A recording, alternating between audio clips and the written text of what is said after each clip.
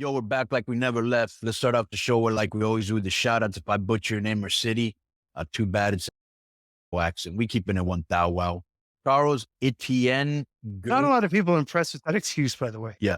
What? Not a lot of people are impressed with that excuse. You blame Charles Etienne Guerin from Montreal, Roman from London, PRC, originally from New York, now Pennsylvania.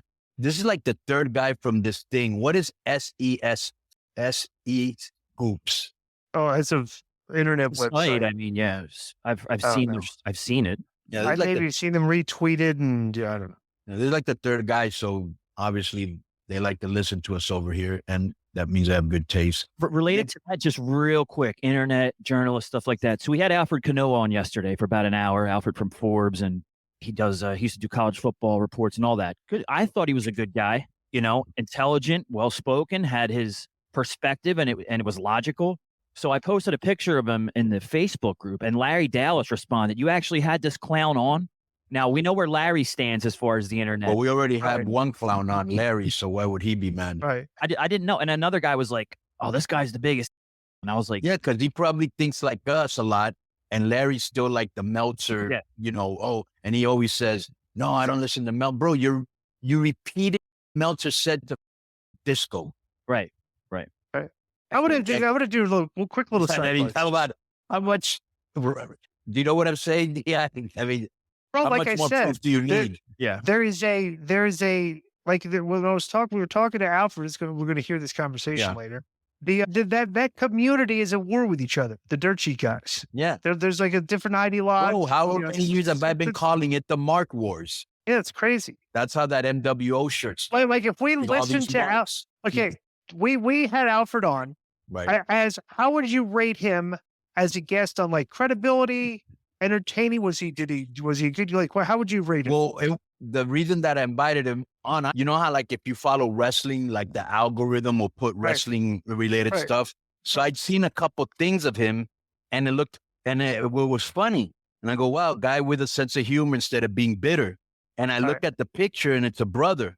And I'm like, bro, that's great. I love minority representation in our sport that for many years didn't have it, right?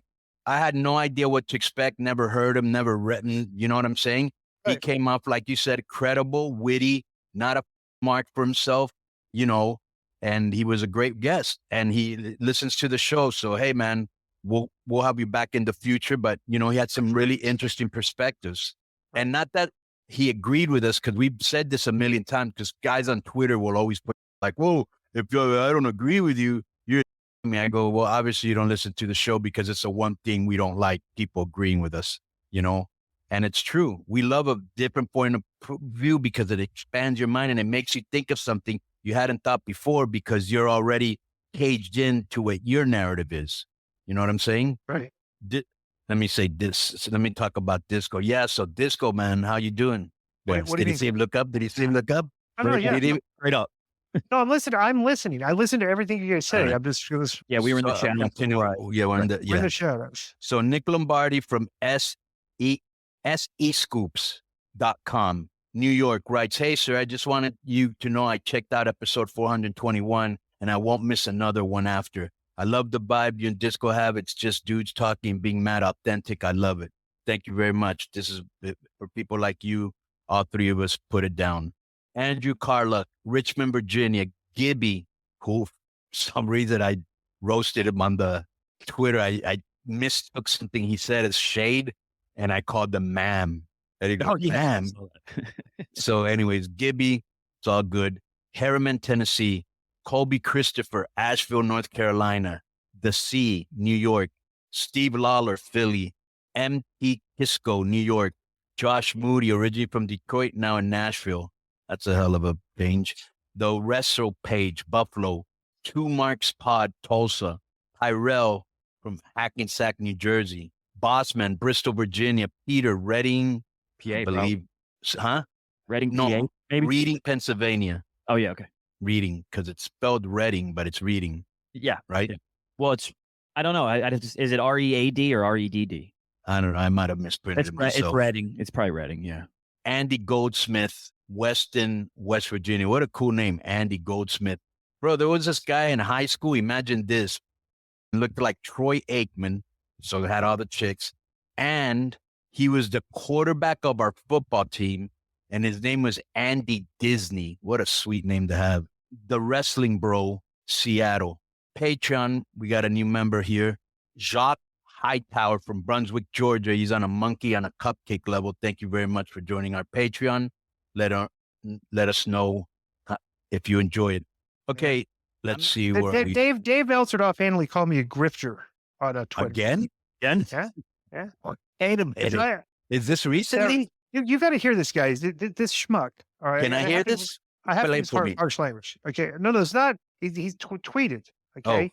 I'm going to get it. All right. So, I tweeted about the thigh slapping. Okay. Right. Like he was talking about like Takeshita or somebody Takeshita. I said, Dave tweeted that Takeshita and Phantasmo had this match at the G1. Bro, look that up, by the way, Joe. Go find the clip of that match where they're doing the forearm exchange at the beginning. Tell me how terrible this looks, okay? Okay. And even before I saw this is clip, Japan where it started. This is Japan. This is even before I saw this clip.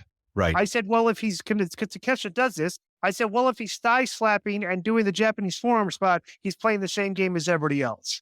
Because put on Dave Meltzer and go on his thing, because somebody tweets, Dave Meltzer thinks this is good. Okay. Don't put at Dave Meltzer, just put the name Dave Meltzer and look, right? Okay, so somebody tweeted that, right? Dave said Dave Meltzer thinks this looks good, right? So and then you tweeted at that. No. So I tweeted, all right. So the other, just like because I always try to provide content for the show, and I like to go fishing sometimes because I know things that will get the right. That will get response. And they're so easily triggered is the best part. Because the people that respond are exactly the ones you would expect to respond every single time, right? Yeah. Okay. So this is what I call them now. Well, I've been calling him for a while. The group that's looking to be offended. Okay. So I tweeted this, and this is a legitimate question that I'm asking people, right? Yeah. Okay. So it's been a while since AEW opened the forbidden door. Have any of these Japanese guys come across you as being as good as Dave Meltzer has been preaching for years? Any of them? One guy, and bro, most of the answers like, no, of course not. They haven't. Because all we have to do, and like I've said this forever and ever, we've brought the bad habits of Japanese wrestling, okay? Our wrestlers over here are copying it with the stupid forearm spot, right?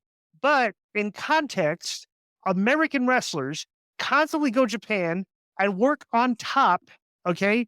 But Japanese wrestlers have now been constantly coming over here, and none of them are really over at all. I mean, they're not working on top. They're not like they're not like none of them. AEW's put these guys on TV a few times and nobody cares that the ratings stink. So that's my point. So somebody puts Takeshita, right? Like with a big giant question marks. Like he's like, and I put, is he? I go, he's a thigh slapper and does the goofy, let me hit you in the face forearm spot. It looks terrible. Okay. That was before I saw that spot, right? The other spot. So somebody tweeted this, possibly dumb question here, but why do all these old jobber guys hate thigh slapping so much? How is it different than stomping on the ground when you throw a punch? Is it really that big of a deal? We're all just bitter. Nobody cares about any match you've ever had, right? That's a typical, Mark response, right? Yeah, the young. Right. So this is Dave's defense to this. Okay. This is so stupid because they are being disingenuous. Chris Adams and Kabuki were doing that more than 40 years ago. So it's hardly new.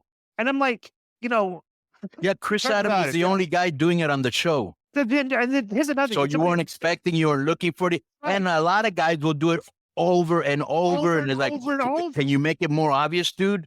I mean, right. And here's the problem with Dave and this community, okay, is when we trained to wrestle, all right, and then you look at the history of wrestling 40 and 50 years ago, the fans that were in the arena, 80%, 70% of them thought it was real. Right. Okay. The fan interaction has changed. Okay. But the one problem with Dave's community and all these people is they've embraced the phoniness of professional wrestling because they've exposed it. Like that was the whole gimmick of the dirt sheets. We're exposing that this is not real and here's all the behind the scenes stuff. Okay. So they're never married to the concept that we trained under, which is you need to treat this like it's a real fight. So when you're constantly doing the spots that expose the business, that makes devalues the product. Right. And I'm not, I don't even think you can find it. Would almost be the same. It would almost be the same as we watched Iron Man flying without the CGI and saw all the wires. Right. It's like, well, he doesn't fly, right? well, here are the wires. What are you complaining about? Because it looks like, and the thigh slapping looks like. Now, I don't have as much of a problem with the forearms, and I'll tell you why. Oh, if you look at. Yeah, let me just more Dave's quotes here. Yeah. He goes, so CS Adams, Kabuki did, and Dave said, I sure noticed it and also didn't care, but Dave's a fan, okay? Right. And Dave's a smart Mark fan. Dave's the weirdest fan on the planet Earth because this guy's been 60 hours a week writing about wrestling, okay? Plus when Chris Adams did it, it looked sweet, and he timed it sweet, just like Shawn Michaels. Right. Here's Dave said, they do it the exact same way as Adams, exactly, no difference in hiding. That stinks people making up, okay?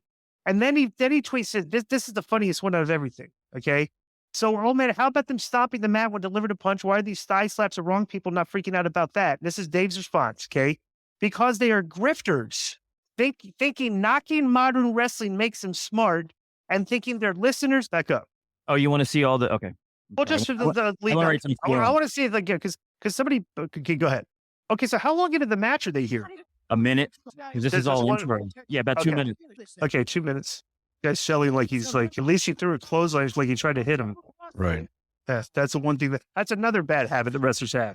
You're not looking like you're trying to take the guy's head off when you're missing the clothesline, you know? And that's like literally like 75%. Bro, I was talking to the wrestlers last week. Same thing. Same thing, yeah. In Mexico, yeah. I go, if he doesn't duck his head, take it off. Hey, this is an actual, look at this. I mean, this is so, okay, that's enough, Joe.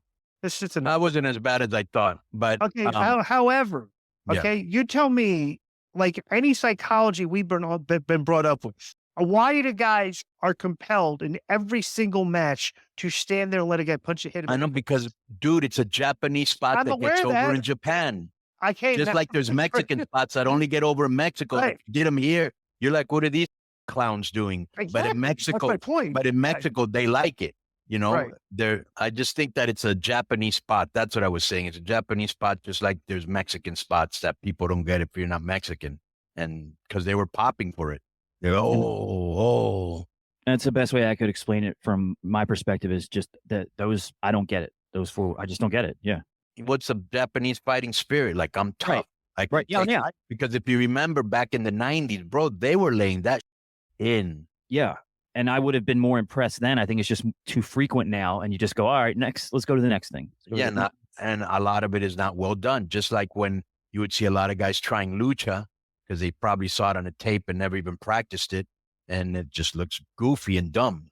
The first kid I ever, like white kid, American kid I ever saw that was doing lucha stuff. And I went, oh man, he must be a huge fan. Was 1990s early Jeff Hardy when he had the Will of the Wisp mask. It was like clear that he'd been watching his AAA and CMLL and you know, lucha and all that stuff. It's like, okay, he's bringing this into his style. That's pretty cool.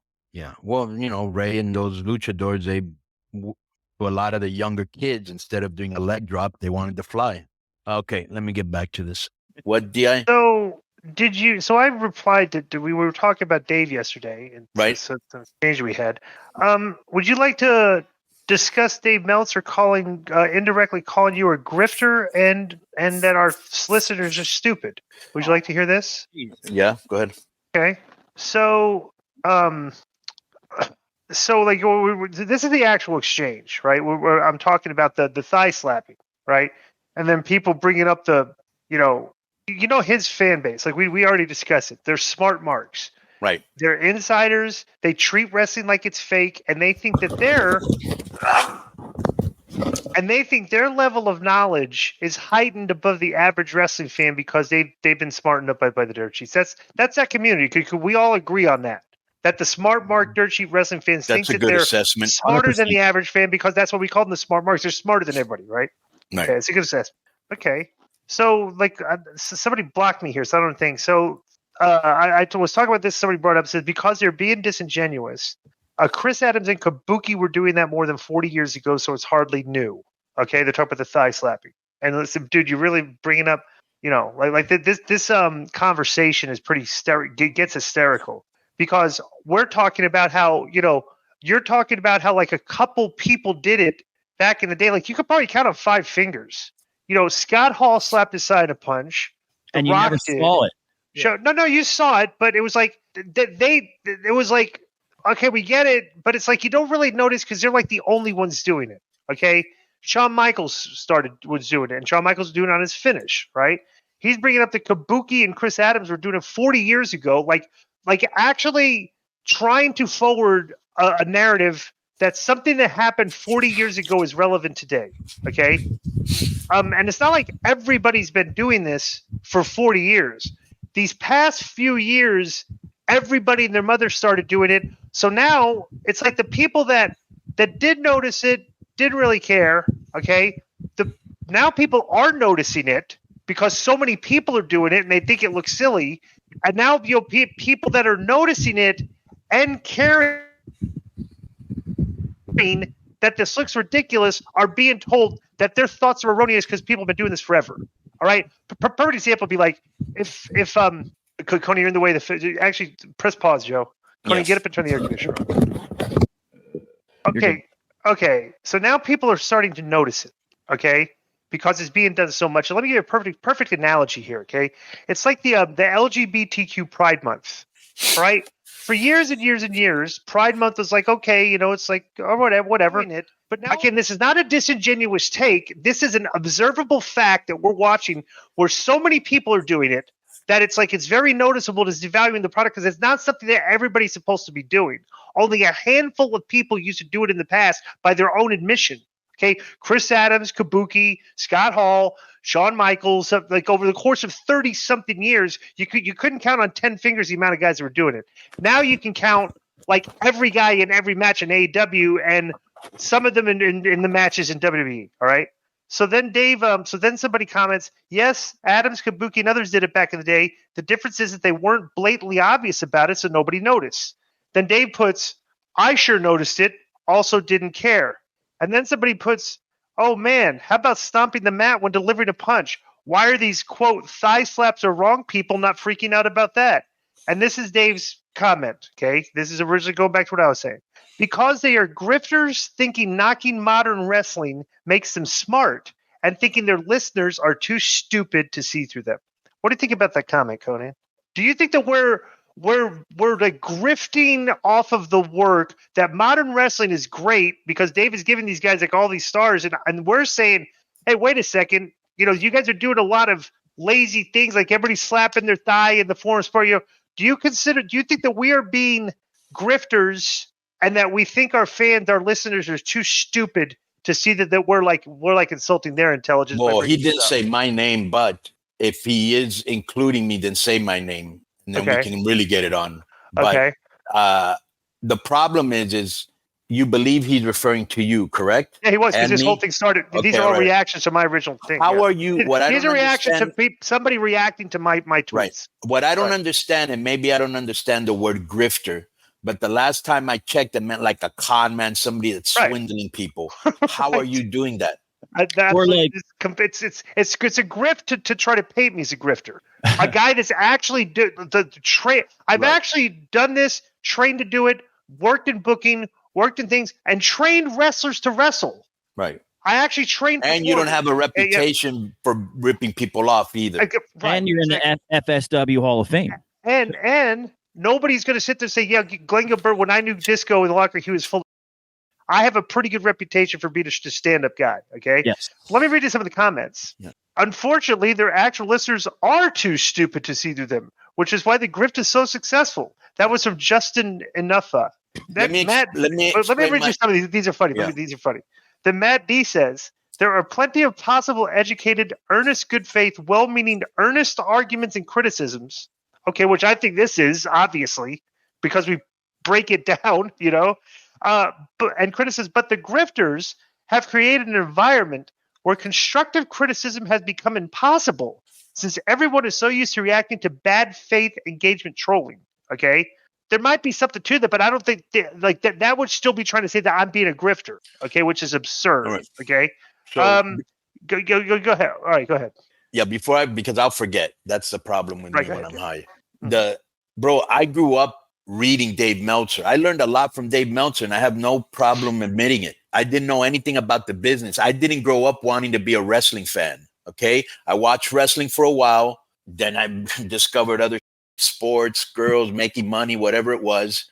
Then I kind of started wrestling again, but it wasn't like I wasn't, like when you talk to most wrestlers, they'll tell you, this is what I wanted to be since I was growing up. Like the other day, I was reading this thing about Dax Hardwood, where he was saying I had all of the posters and I would walk around the streets and high five all the trees. Like if I was high fiving fans, like that was a dream of him since he was a kid. You know what I'm saying? Right. So I didn't. So when I came in, it was still in the era where like I innocently one day went into the dressing room and I go, is this real or how does this work? And some guy challenged me to a fight. That would not happen today, you know? Right. So we definitely come from a different era, right? But when I used to watch people stomping on the mat in the old days and hitting wrestlers, I kind of thought that's kind of funny, but everybody does it. So maybe it's part of, maybe you get more force when you punch, because I didn't know the business. You know what I'm saying? Like I didn't look like something like a thigh slap to me, you know? Right. Obviously, little by little, they got away with it. You know, they started doing away with it as people knew that it wasn't, it was choreographed, right? Right. But it's very lazy, bro. And it's just a stupid narrative. Just like you'll have people that come on my site and they'll be like, CMLL is better than AAA. Like there's this thing like, let's tell Konnan CMLL is better. He'll get mad. He might even respond. I don't give a bro. You know, sometimes I will bust because you're being disrespectful and you're just asking for it, you know, or I'll just straight up block you. But we've never said, hey, Dave's a grifter because he has a different opinion than we do. You know, we've never said that to him or that his listeners are dumbasses. So I think it's very disrespectful if he is talking about us. Right. And if you're talking about me, Dave, say my name. Okay. Okay. And wait a minute. We've never disrespected him when he's been on this show. We've never ambushed him when he's been on this show. I've always respected him. As a matter of fact, when I went to the cauliflower, whatever, Hall of Fame, Rally Club, I wanted him to induct me, but he was too busy. Okay. But Dave, there's no way you can tell me that even though you saw that Chris Adams did it, and even though you saw the whoever, Shawn Michaels, do it, that they didn't do it in a clever, cool way that made sense and was part of the finish. Here, you've got AAA, MLW, Impact, WWE. We're all full of, you know, guys that aren't properly trained from the indie with bad habits. And you're seeing that a lot, especially, bro, when you see it over and over like that, you know? Yeah. Like I said yesterday, yeah, we don't know Iron Man can't fly, but we don't want to see the wires. We want to see him in CGI, you know? So if you're going to thigh slap, do it in a logical, reasonable way. It's not us on the modern product trying to be cool, you know? So if that is directed at me. Yeah. Right. Well, it's directed at me, but it's inclusive because you share the same. Yeah, you know, Dave doesn't listen to us. Same sentiment. I do share the same sentiment. Because here's what I get from them, and then we've talked about this all the time, and you can see it in this way that he's literally discounting what I'm saying. You know what I'm trying to point out here. You know what it almost feels like to me. You know what it almost feels like to me. Like he's the older guy now, and sometimes people make fun of his age, and people are very sensitive when they get older, like it's a debility or some. We're all going to get old, bro. There's nobody. I remember when I was 15, I used to go, 30 years old, that's pretty old, and that's pretty far. Next thing I know, I was 30 years old. Wow, 40 years old. You're going to get there. We're all going to get there, bro, sooner or later. You know, that's something you can't avoid. I almost feel, and I could be absolutely wrong, I almost feel it's his way of getting over with the young crowd. Right. Let me make a point here too. So I responded to Dave's Grifter comment, and you tell me this is right. And I'm going to explain this, even though it doesn't really need much explanation.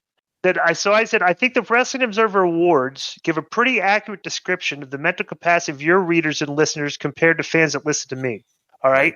Which is what I'm saying. This is Dave's issue, and this is what the environment, the challenge that he's created. Bro, he's like the mainstream media. He's arrogantly trying to come across as the authority on professional wrestling, and that how dare you challenge his narrative that modern day wrestling is the best wrestling we've ever seen. And I am like pointing, okay, I do want to challenge that because I'm watching guys with very bad habits that you're thinking are more skilled and better than guys in the past where their basic skills were 100 times better than these guys today. Like you can't find, look at what, and this is my ultimate reason that I think modern wrestling, I'm not saying it stinks, But I'm saying this is where it goes haywire, okay, where people think that these guys are better performers. Dude, me and Konnan could go out there and punch each other, okay, and sell it, and I would make a big seller, and the people would pop, okay? Wrestlers today can't even do that successfully. You very rarely can see wrestlers punching each other and getting the pop. What they have to do to get the pops is risk more physical harm to themselves. And it's like, all right, that's fine, but like you can sit there saying that's better wrestling, but that's not better work. It's like the workers are the ones that are doing it, making it look realistic without hurting each other. Bro, you got guys killing each other, and then you're putting 4.5 and 5 stars next to their matches. And then you're creating this environment where everybody has to one-up each other to get to top the next level. Some guy found a match between me and Bret Hart on Twitter. Right. And he put it up. Not the whole match. It was just like little parts, right? Right. And I forgot about that match, to tell you the truth. And when I was watching, I was going, wow, bro, we were snug. I was selling everything he did to him. You know, it was just better work. And the problem is that back then, there were better workers. Yeah, they weren't as athletic. They weren't as risk-taking, okay? But they were better workers. And you've got all these guys now that are not very well trained or get in there too green. And that's why you see, there's some good matches now, just like there were before. And there's bad matches before and bad matches now. But what you do see is an influx of a lot of improperly trained wrestlers going out there and doing stupid. That's why you see AEW botches. Right. And then there's guys like that in AAA too. I'm going to keep it a buck. This is only 30 seconds. So let's take a look at these highlights here of you versus Brett Nitro back in 98-ish. Did you see this, Disco? I've seen a bunch of clips. People post clips of these all the time, and bro, you watch older clips. I've never seen this. Bro, you watch older clips sometimes for like 20 seconds, and you're going like, how could people think that the work today is better than this? Look at this. Yeah. Look at the selling, just the selling. Yeah. Like each individual thing hurts because it's supposed to hurt. And he's working my leg. He's working my leg during the whole match. Yeah. Oh. Look at that. Yeah. Bro, and I'm saying, like I said, today, it's like it's hard to. Bro, you weren't the best seller ever, but right there is better than 95% of the guys today selling something. You know, it's like, I mean, so it's like, you know, and then so I'll say this is ultimately what I'm going to say is like Dave like has this level of arrogance and now this combativeness towards people that are disagreeing with his narrative on modern wrestling, and I'm like, Dave, the proof is in the pudding. I've been saying it all along. We can make up any excuse we can for the reasons that the AEW's ratings have gone down over the past 5 years. I'm pointing out that I think that the work has absolutely something to do with it, and I don't think that like his community can even compute that. And I'm saying, well, you know, all right, well then WWE is not doing AEW style wrestling. They're not doing 40 false finishes in a match and going for the "this is awesome" chance. And dude, they're lapping the field with you guys in numbers and attendance. You know, because they're keeping it very simplistic. Bronson Reed is doing a splash off the top rope, a very simplistic move and everything. Bro, that's more over than any move in AEW right now. And he's been doing it for like they put it over for 2 weeks. You know, so it's like the simplicity of wrestling still works if you want to draw fans. The technical, you know, artsy part of wrestling resonates with your audience. You know, so Joe, look this up because it's worth reading. Look up the quote that Nick Nemeth did make 1 or 2 days ago, because he said he hadn't seen wrestling in 10 years or something like that, WWE. Yeah. And read the quote to Disco, what he said. What? Okay, so when I look it up, it's a comment about Randy Orton, a comment about Braun Breakers. I got it. No. I said about not watching wrestling, not Braun Breakers. No, I got it. I'm sorry, that's what came up when I first Googled. So Nemeth gave his thoughts on the August 17th Raw. He said, the entire show was story-based. The clips really helped me out. Clips from SummerSlam last week. All these bits and pieces. It was catered to someone who had not watched that show in a while or was tuning in for the first time. So I really appreciate that part.